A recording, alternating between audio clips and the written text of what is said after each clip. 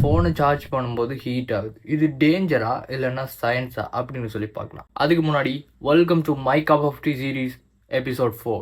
நம்ம phone charge ஆகும்போது heat ஆகுது நார்மல் தான். பட் அதுக்கு பின்னாடி என்ன இருக்குது அப்படின்னு சொல்லி பார்க்கலாம்.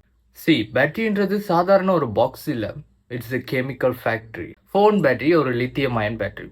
அதுக்குள்ளே தான் எனர்ஜி ஸ்டோர் ஆகும். நீங்கள் சார்ஜ் பண்ணும்போது கரண்ட் பேட்டரிக்குள்ளே போய் அது கெமிக்கல் எனர்ஜியாக கன்வெர்ட் ஆகும். ஆனால் இங்கே முக்கியமான பாயிண்ட் என்னென்னா, இங்கேருந்து போகிற எல்லா கரண்ட்டும் எனர்ஜியாக கன்வெர்ட் ஆகுறது இல்லை. அண்ட் இங்கே எனர்ஜி லாஸ் நடக்கும், அங்கே கரண்ட் ஹீட்டாக கன்வெர்ட் ஆகும். சிம்பிளாக ஒரு எக்ஸாம்பிள், ஜஸ்ட் இமேஜின் நீங்கள் ஒரு பைப்பில் தண்ணி பாய்ச்சிட்டு இருக்கீங்க.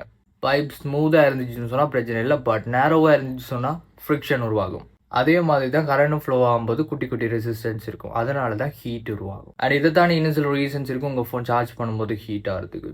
ஃபாஸ்ட் சார்ஜர் யூஸ் பண்ணிங்கன்னு சொன்னால் கரண்ட் ஃப்ளோ இன்னும் அதிகமாக இருக்கும், ஸோ அதனாலேயே அதிக ஹீட் இன்னும் ஜென்ரேட் ஆகும். அப்புறம் இந்த ஃபோனை சார்ஜில் போட்டு யூஸ் பண்ணுறது, நீங்கள் சார்ஜ் பண்ணும்போது ஒரு ஹீட் ஜென்ரேட் ஆகும் அண்ட் யூஸ் பண்ணும்போது இன்னொரு ஹீட் ஜென்ரேட் ஆகும். ஸோ இங்கே ஹீட் இன்னுமே அதிகமாக இருக்கும். அண்ட் ஃபோன் கேஸ் ரிமூவ் பண்ணாமல் சார்ஜ் பண்ணுறது, அப்படி பண்ணிங்கன்னு சொன்னால் உங்கள் ஃபோனில் ஜென்ரேட் ஆகிற ஹீட் வெளியில் போக முடியாது, ஸோ இன்னுமே ஹீட் ஆகும். சம்டைம்ஸ் நம்ம ஃபோனே நமக்கு அலர்ட் பண்ணும் charging paused due to high temperature அப்படின்னு சொல்லி. இந்த வீடியோ புரிஞ்சிருக்கும் பிடிச்சிருக்கும்னு சொல்லி நம்புகிறேன்.